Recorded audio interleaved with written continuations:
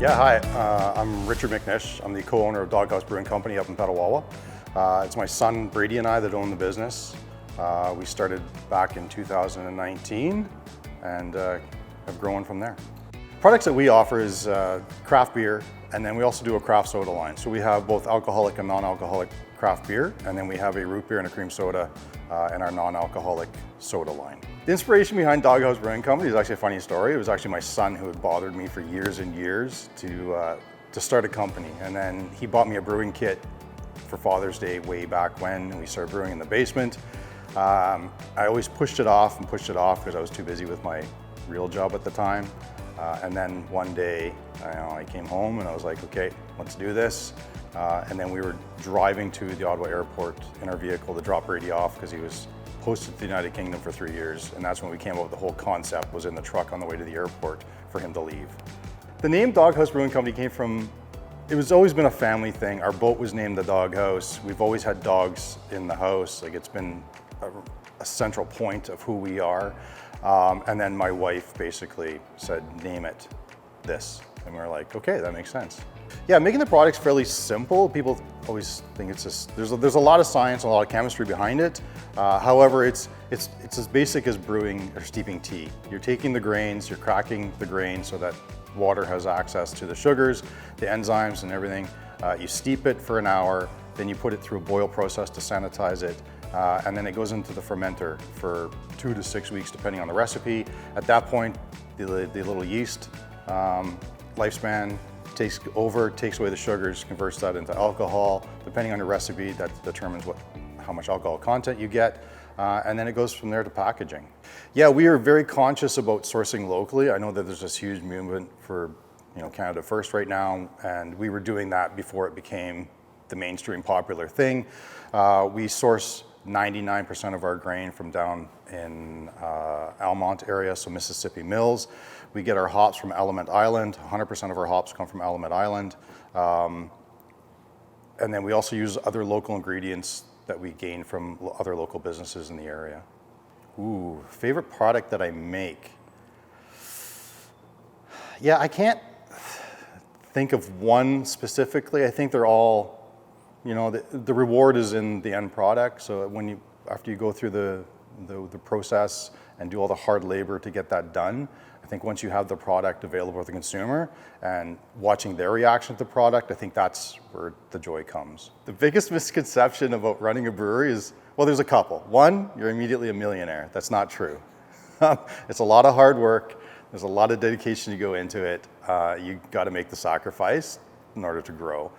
Two is that it's all glory and glamorous when you're making beer in the back, and that it couldn't be further from the truth. It's a lot of hard work. There's in the process of actually making a beer, especially on a brew day, there's a lot of like rush, and then sit and wait, and rush, and sit and wait. So it's not as glamorous as some may think. We try to collaborate a lot. We have ingredients that we collaborate with. So our coffee and our Springbok Coffee Stout comes from Barron Canyon, which is roasted right here in the town of Petawawa, right down in the point. We also, for our blueberry wheat, we use blueberries from Hoogley's, so we have those collaborations. One of our non-alcoholic beer is called Mount Molson, and it's based on the actual ski hill that was started by Fred Molson way back when. It's a point of interest within the town, so we thought it would be great to honor that, and it fits well with our non-alcoholic theme, and it's a good collaboration for both businesses. Yeah, so the inspiration behind our labels is actually, Brady and I will have a concept, we have a name and a concept, and then we send it to our graphic artist, who is absolutely incredible. So Laura Hannock, another local business individual, she will take our concept and she will morph it into something that just blows us away. So every piece of art that you see on that is designed and created within the town of Petawawa, and she knocks it out of the park every single time. Luckily, we were able to open the tap room. We opened up on March 1st was our soft opening, and we've been open since then. It's a great space. We've got an occupancy of 94. We have seating for about 70 right now. It's a great space to book a small event, a party, whatever you want.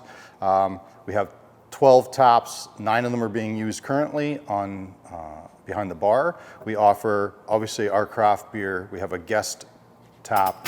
Right now it's Big Rig, but that'll rotate through the other craft breweries in the area. We also have local cider, which we offer, which is from Farmgate and Armprior. And we have wine that we, red and white wine for those individuals that don't like beer.